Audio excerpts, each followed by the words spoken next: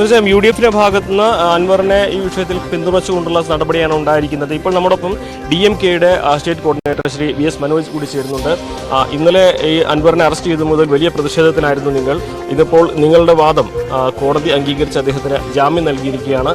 എന്തെല്ലാം കാര്യങ്ങളാണ് കോടതിയിൽ നിന്ന് മനസ്സിലാക്കാൻ കഴിഞ്ഞത്? എപ്പോഴാണ് അൻവറിന് പുറത്തിറങ്ങാനാവുക? കോടതിയിൽ നിന്നുള്ള ഉത്തരവ് ലഭിച്ചാൽ ഉടൻ തന്നെ അതുമായി ബന്ധപ്പെട്ട പ്രവർത്തനങ്ങളിലേക്ക് ഏർപ്പെടും. ഞങ്ങൾക്ക് ഇക്കാര്യത്തിൽ പറയാനുള്ളത്, കേരളത്തിൽ അക്രമ സംഭവങ്ങൾ ഇതാദ്യമല്ല.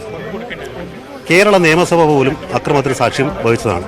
കേരള നിയമസഭയിലെ മന്ത്രിമാരായിരുന്നവരും സ്പീക്കറായിരുന്നവരും വീണ്ടും അവർ മന്ത്രിസഭയിൽ മന്ത്രിമാരായി വന്നവരും ഒക്കെ ആയിട്ടുള്ള ആളുകൾ നടത്തിയിട്ടുള്ള അക്രമങ്ങൾ, അത് സഭയ്ക്കുള്ളിലായാലും സഭയ്ക്ക് പുറത്തായാലും അക്രമമാണ്, നഷ്ടമാണ്. പൊതുമുതൽ നശീകരണത്തിന് പേരിൽ അവർക്കെതിരെ എന്ത് നടപടി സ്വീകരിച്ചു? ആ പൊതുമുതൽ നശീകരണത്തിന് നേതൃത്വം നൽകിയ അവരെ അതിൽ നിന്ന് കുറ്റവാളികൾ അല്ലാതാക്കാൻ വേണ്ടി പൊതുഖജനാവിൽ നിന്ന് ലക്ഷക്കണക്കിന് രൂപ ചെലവഴിച്ചാണ് മുന്നോട്ട് പോകുന്നത്.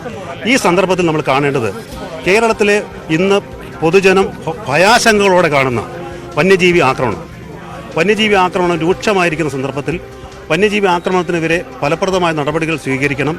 ആക്രമണം തടയാൻ മാന്യമായ നിലയിൽ ആനിമലിനെ കുറിച്ച് മൊത്തത്തിൽ പഠനം നടത്തി അവയെ നിയന്ത്രിക്കാനുള്ള നടപടികൾ സ്വീകരിക്കണമെന്ന് ആവശ്യപ്പെട്ടുകൊണ്ടായിരുന്നു DMK നേതാവ് കൂടിയായ ബഹുമാനപ്പെട്ട നിലമ്പൂർ MLA നമ്മുടെ വയനാട് പാർലമെൻറ്റ് മണ്ഡലത്തിൽ ഒരു പ്രചരണ പരിപാടിയുമായി പോയത്. അങ്ങനെ പ്രചരണ പരിപാടിയുമായി 3 ദിവസം പിന്നിടുമ്പോൾ മൂന്നാമത്തെ ദിവസം ഇത് മലപ്പുറം ജില്ലയിലേക്ക് പ്രവേശിക്കുന്നു. മലപ്പുറം ജില്ലയിൽ നിലമ്പൂരിൽ സ്വീകരണം നടക്കേണ്ട ദിവസമാണ് നമുക്കെല്ലാം വളരെ വേദനയോടെ നമുക്ക് കാണുന്ന മണി എന്ന ഒരു ആദിവാസി യുവാവിനെ കാട്ടാന ചവിട്ടിക്കൊല്ലുന്ന ഒരു സാഹചര്യം ഉണ്ടായത്. അങ്ങനെ ഉണ്ടായപ്പോൾ അതുമായി ബന്ധപ്പെട്ട് എന്നാൽ ഇനി യാത്ര മുന്നോട്ട് കൊണ്ടുപോകാൻ പാടില്ലല്ലോ എന്നുള്ളതുകൊണ്ട് അദ്ദേഹത്തിന് മൃതദേഹത്തുള്ള ആദരസൂചകമായി ഞങ്ങളുടെ ജാഥ അവസാനിപ്പിക്കുകയും ഫോറസ്റ്റ് ഓഫീസിൽ പോവുകയും ഇവർക്ക് ആവശ്യമായ ആനുകൂല്യങ്ങൾ ഏതെല്ലാം വിധത്തിൽ നേടിക്കൊടുക്കാൻ കഴിയുമോ അവ എത്ര കണ്ട് വാങ്ങിക്കൊടുക്കാൻ കഴിഞ്ഞാലും നല്ലതാണല്ലോ എന്ന് കരുതി ഞങ്ങൾ ഫോറസ്റ്റ് ഓഫീസിൽ പോയി DFOയുമായി സംസാരിക്കാൻ പോകുമ്പോൾ അവിടെ അദ്ദേഹം എത്തിച്ചേരുമെന്നുള്ള പ്രതീക്ഷ കൊണ്ട് ഞങ്ങളവിടെ ഇരുന്നത്. സ്വാഭാവികമായിട്ട് MLA ഇരിക്കുമ്പോൾ ഒരു അല്പ പ്രതിഷേധ സ്വഭാവത്തോടു കൂടിയാണ് ആളുകൾ പോകുന്നത്. ആ പ്രതിഷേധം അവിടെ രേഖപ്പെടുത്തി അദ്ദേഹം അവിടെ ഇരുന്നു. അപ്പോഴത്തേക്കും DFO അവിടെ എത്തും, ചർച്ച ചെയ്യും എന്ന് ആരോടെ പറഞ്ഞു കേട്ടു. അതുകൊണ്ടവിടെ കുറേ നേരം കൂടെ ഇരുന്നു. അത് കഴിഞ്ഞപ്പോൾ പ്രവർത്തകർക്കുണ്ടായ ഒരു വികാര വിക്ഷോഭത്തിൻ്റെ ഭാഗമായിട്ടാണ് അവർ ഇടിച്ചകത്തേക്ക് കയറിയത്. അതും PV അൻവർ MLA-യുടെ സാന്നിധ്യം ആ സന്ദർഭത്തിൽ അവിടെ ഇല്ല. ഞങ്ങൾ രണ്ടുപേരോട് ഫോൺ ചെയ്യാൻ വേണ്ടി മാറുന്ന സന്ദർഭത്തിൽ മാറി നിൽക്കുമ്പോഴാണ് ഈ പറയുന്ന ആളുകളകത്ത് കയറി.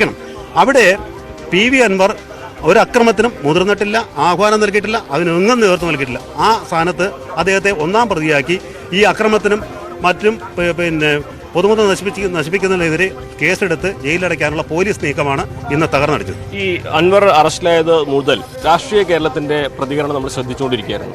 ഇടതുപക്ഷത്തിന്റെ ഭാഗത്തുനിന്നൊഴികെ മറ്റെല്ലാവരും തന്നെ അൻവറിന്റെ ആ നിലപാടിനൊപ്പം അൻവറിനെ അറസ്റ്റ് ചെയ്തതിനെതിരെ വലിയ പ്രതിഷേധം ഉയർത്തുന്നുണ്ടായി.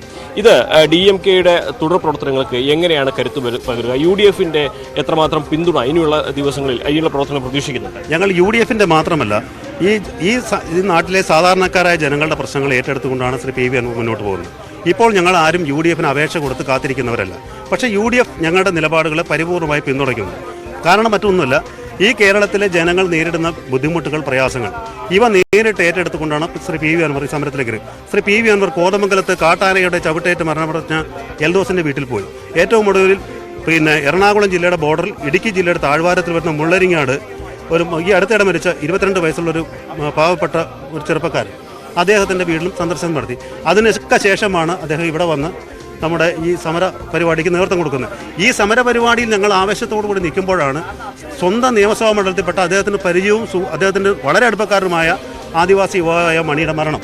സ്വാഭാവികമായൊരു ജനപ്രതിനിധിക്ക് ഉണ്ടാകുന്ന വികാരം നമുക്ക് മനസ്സിലാക്കാവുന്നതാണ്. മാത്രമല്ല അദ്ദേഹം ഒരു പച്ചയായ രാഷ്ട്രീയക്കാരനാണ്, ഒരു തുറന്ന മനസ്സോടുകൂടി പോകുന്ന ആളാണ്. അദ്ദേഹം തീർച്ചയായും ആ സമരത്തിന് നേതൃത്വം നൽകി.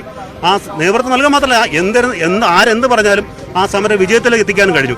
പക്ഷേ ആ വിജയത്തിലെത്താൻ എത്തിയ ആ നേട്ടത്തെ തകർക്കാൻ വേണ്ടിയിട്ട് ബോധപൂർവം CPM അദ്ദേഹത്തിനെതിരെ കള്ളക്കേസെടുക്കുകയായിരുന്നു. ക്രിമിനൽ കേസ് രൂക്ഷമായി എടുത്ത് അദ്ദേഹത്തെ തുറുങ്കലടച്ച് 14 ദിവസം സഭാ സമ്മേളനത്തിൽ പങ്കെടുക്കരുത്, ഈ 17 ആരംഭിക്കുന്ന സഭാ സമ്മേളനത്തിൽ പങ്കെടുക്കരുതെന്ന ദുരുദ്ദേശവും ഇതിന്റെ പുറകിലുണ്ടോ എന്ന് ഞാൻ സംശയിക്കുന്നു. ഇപ്പോൾ കോടതിയിൽ നിന്നുള്ള ഓർഡർ കിട്ടിയോ? അത് അതിനെക്കുറിച്ച് വക്കീലുമായിട്ട് ആലോചിച്ച് വേണ്ട നടപടി സ്വീകരിക്കും.